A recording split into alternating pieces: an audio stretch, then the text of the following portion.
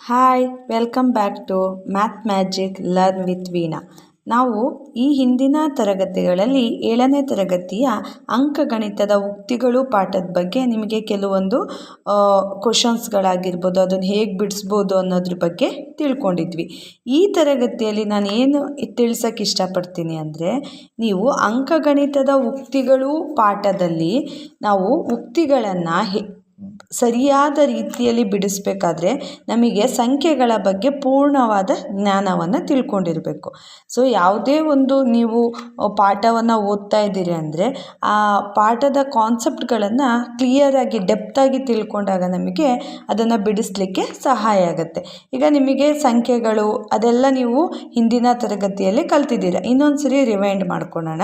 ಸ್ವಾಭಾವಿಕ ಸಂಖ್ಯೆ ಅಂದರೆ ಎಣಿಕೆ ಸಂಖ್ಯೆ, ನಾವು ದಿನನಿತ್ಯದಲ್ಲಿ ಬಳಸುವಂತಹ ಸಂಖ್ಯೆ 1, 2, 3, 4, 5 ಇತ್ಯಾದಿಗಳು.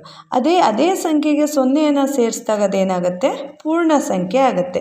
ಅದಿಷ್ಟೇ ಸಾಕ ನಮಗೆ ಲೆಕ್ಕ ಮಾಡಲಿಕ್ಕೆ? ಇಲ್ಲ. ಸೊ 0ಯ ಜೊತೆಗೆ ಪಾಸಿಟಿವ್ ಸಂಖ್ಯೆಗಳು ಮತ್ತು ನೆಗೆಟಿವ್ ಸಂಖ್ಯೆಗಳು, ಧನಾತ್ಮಕ ಮತ್ತು ಋಣಾತ್ಮಕ ಸಂಖ್ಯೆಗಳು ಸೇರಿದಾಗಲೇ ಏನಾಗುತ್ತೆ, ನಾವು ಪೂರ್ಣಾಂಕಗಳು ಅಂತ ಕರಿತೀವಿ.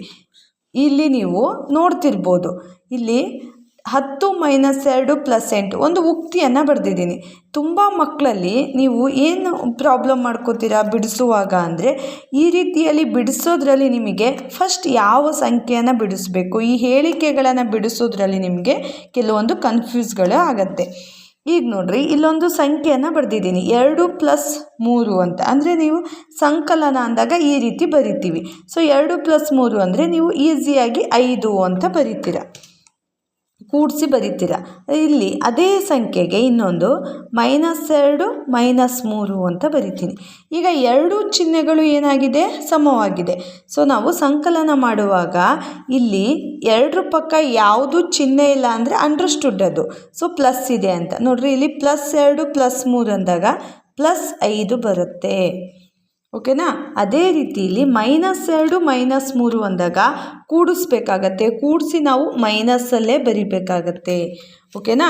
ಈ ರೀತಿಯಲ್ಲಿ ನಾವು ಪೂರ್ಣಾಂಕಗಳ ಸಂಕಲನ, ವ್ಯವಕಲನ, ಗುಣಾಕಾರ, ಭಾಗಾಕಾರಗಳನ್ನು ಸರಿಯಾಗಿ ತಿಳಿದುಕೊಂಡ್ರೆ ಉಕ್ತಿಗಳನ್ನು ಬಿಡಿಸೋದು ಬಹಳ ಸುಲಭ ಆಗತ್ತೆ ಅನ್ನೋದು. ಆಯಿತಾ? ಇಲ್ಲಿ ನೋಡ್ರಿ, ಇನ್ನೊಂದು ಸಂಖ್ಯೆನ ಬರೆದಿದ್ದೀನಿ. +7 - 2. +7 - 2 ಒಂದು ಪ್ಲಸ್ಸು ಒಂದು ಮೈನಸ್, ಒಂದು ಧನಾತ್ಮಕ ಇನ್ನೊಂದು ಋಣಾತ್ಮಕ ಇದ್ದಾಗ ಅಲ್ಲೇನು ಮಾಡಬೇಕು, ನಾವು ವ್ಯವಕಲನವನ್ನು ಮಾಡಬೇಕು.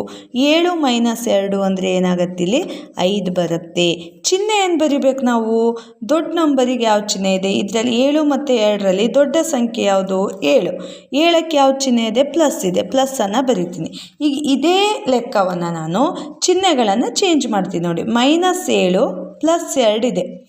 ಇಲ್ಲೂ ಕೂಡ ಒಂದು ಧನಾತ್ಮಕ ಸಂಖ್ಯೆ ಇದೆ, ಇನ್ನೊಂದು ಋಣಾತ್ಮಕ ಇದೆ. ಒಂದು ಧನಾತ್ಮಕ ಇನ್ನೊಂದು ಋಣಾತ್ಮಕ ಇದ್ದಾಗ ಏನು ಮಾಡಬೇಕು, ನೀವು ವ್ಯವಕಲನ ಮಾಡಬೇಕು. ಹೌದಾ? ಸೊ ಇಲ್ಲೂ ಅಷ್ಟೇ, 7ರಲ್ಲಿ 2 ಕಳೆದ್ರೆ 5 ಬರುತ್ತೆ.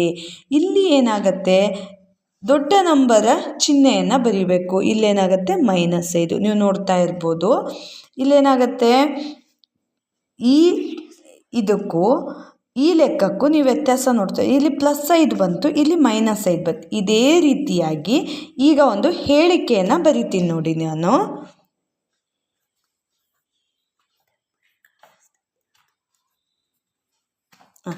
ಈ ರೀತಿಯಲ್ಲಿ ಒಂದು ಹೇಳಿಕೆಯನ್ನು ಬರೆದೆ. 10 + 2 - 7 - 5. ಇಲ್ಲಿ ನಾವೇನು ಮಾಡಬೇಕಾಗತ್ತೆ, ಈ 10ರ ಪಕ್ಕ ಯಾವುದೇ ಚಿಹ್ನೆ ಇಲ್ಲ ಅಂದರೆ ಪ್ಲಸ್ ಇದೆ ಅಂತ ಅರ್ಥ ಅದು. ಸೊ ಇವೆರಡರ ಒಂದು ಗುಂಪು ಮಾಡೋಣ, ಇವೆರಡರ ಒಂದು ಗುಂಪು ಮಾಡೋಣ. ಈ ರೀತಿ ಇದ್ದಾಗ ನೀವು ಬಹಳ ಸುಲಭವಾಗಿ ಲೆಕ್ಕಗಳನ್ನು ಬಿಡಿಸ್ತೀರ. ಈ ರೀತಿಯಲ್ಲಿ ಕೊಟ್ಟಾಗ ನೀವು ಮಕ್ಕಳೇನು ಮಾಡ್ಕೋತೀರ, ಕನ್ಫ್ಯೂಸ್ ಮಾಡ್ಕೋತೀರ.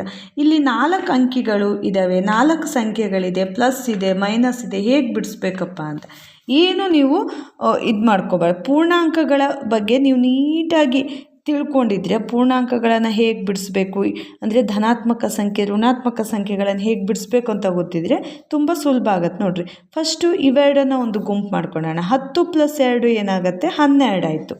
ಇಲ್ಲಿ ನೋಡಿ, -7 - 5 ಎರಡೂ ಮೈನಸ್ಸಲ್ಲಿದ್ದಾಗಲೂ ಕೂಡ ಏನು ಹೇಳಿದ್ದೆ ನಾನು, ಕೂಡಿಸ್ಬೇಕು, ಕೂಡಿಸಿ ಮೈನಸ್ಸಲ್ಲೇ ಬರಿಬೇಕು. 7 5 ಎಷ್ಟಾಗತ್ತೆ? 12 ಆಗುತ್ತೆ. ಇಲ್ಲಿ ನೋಡಿ ಮಕ್ಕಳೇ, ಒಂದು +12 ಇದೆ, ಇನ್ನೊಂದು -12 ಇದೆ. ಪ್ಲಸ್ಸು ಮೈನಸ್ ಇದ್ದ ಕಳಿಬೇಕು. 12ರಲ್ಲಿ 12 ಕಳೆದ್ರೆ ಏನಾಯಿತು? 0 ಬಂತು. ಈ ರೀತಿಯಾಗಿ ನಾವು ಅಂಕಗಣಿತದಲ್ಲಿ ಉಕ್ತಿಗಳನ್ನು ಬಹಳ ಸುಲಭವಾಗಿ ಬಿಡಿಸ್ಬೋದು. ಸುಲಭವಾಗಿ ಬಿಡಿಸ್ಬೇಕಂದ್ರೆ ಮೊದಲು ನಿಮಗೆ ಪೂರ್ಣಾಂಕಗಳ ಸಂಕಲನ, ವ್ಯವಕಲನ, ಗುಣಾಕಾರ, ಭಾಗಾಕಾರ ಬಹಳ ನೀಟಾಗಿ ಕಲ್ತ್ಕೊಂಡಿರಬೇಕು. ಇವತ್ತು ನಾನು ನಿಮಗೆ ಸಂಕಲನವನ್ನು, ವ್ಯವಕಲನ ಹೇಳ್ಕೊಟ್ಟಿದ್ದೀನಿ. ಮುಂದಿನ ತರಗತಿಯಲ್ಲಿ ಗುಣಾಕಾರ ಮತ್ತು ಭಾಗಾಕಾರಗಳನ್ನು ಹೇಗೆ ಮಾಡುವಂಥದ್ದು, ಚಿಹ್ನೆಗಳನ್ನು ಹೇಗೆ ಗುಣಿಸುವಂಥದ್ದು ಅನ್ನೋದನ್ನು ಸುಲಭ ವಿಧಾನದಲ್ಲಿ ನಾನು ಹೇಳಿ ಕೊಡ್ತೀನಿ. ಅದರ ಜೊತೆಯಲ್ಲೇ ಇನ್ನೊಂದು ಬಾಡ್ಮಾಸ್ ರೂಲ್ ಬರುತ್ತೆ. ಆ ಬಾಡ್ಮಾಸ್ ರೂಲ್ ಪ್ರಕಾರ ಯಾವ ರೀತಿಯಲ್ಲಿ ಬಿಡಿಸ್ಬೇಕು, ನೀವು ಪೂರ್ಣಾಂಕಗಳನ್ನು ಸರಿಯಾದ ವಿಧಾನದಲ್ಲಿ ಬಿಡಿಸ್ಬೇಕಂದ್ರೆ ಈ ರೀತಿ ಸಣ್ಣ ಸಣ್ಣದಾಗಿ ಒಂದು ಪ್ಲಸ್ಸು, ಇನ್ನೊಂದು ಮೈನಸ್ಸು, 2 ಪ್ಲಸ್ ಇರುವಂಥದ್ದು, ಹಾಗೆ 2 ಮೈನಸ್ ಚಿಹ್ನೆಯನ್ನು ಹೊಂದಿರುವಂಥದ್ದು. ಈಗ ಒಂದು ಸಂಖ್ಯೆಯನ್ನು ನೀವು ಬರ್ಕೊಂಡು ಲೆಕ್ಕ ಮಾಡ್ತಿದ್ದೀರಂದರೆ 2 ಮೈನಸ್ಸಲ್ಲಿದ್ದಾಗ ಯಾವ ರೀತಿ ಬರುತ್ತೆ, ಈ ರೀತಿ ಬರ್ಕೊಳ್ಳುವಂಥದ್ದು. ಈ ರೀತಿಯಲ್ಲಿ ಬರ್ಕೊಂಡು ನೀವು ಬಹಳಷ್ಟು ಲೆಕ್ಕಗಳನ್ನು ಬಿಡಿಸಿದಾಗ ಏನಾಗುತ್ತೆ, ತುಂಬ ಸುಲಭವಾಗಿ ನೀವೇನು ಮಾಡ್ಬೋದು, ಉಕ್ತಿಗಳನ್ನು ಬಿಡಿಸ್ಬೋದು. ಓಕೆ, ಮುಂದಿನ ತರಗತಿಯಲ್ಲಿ ಗುಣಾಕಾರ ಮತ್ತು ಭಾಗಾಕಾರ ವಿಧಾನವನ್ನು ಹೇಳ್ಕೊಡ್ತೀನಿ. ಎಲ್ಲರಿಗೂ ಧನ್ಯವಾದಗಳು. ಚೆನ್ನಾಗಿ ಪೂರ್ಣಾಂಕಗಳನ್ನು ಲೆಕ್ಕ ಬಿಡಿಸೋದನ್ನು ಕಲ್ತ್ಕೊಳ್ಳಿ. ಧನ್ಯವಾದಗಳು. Thank you.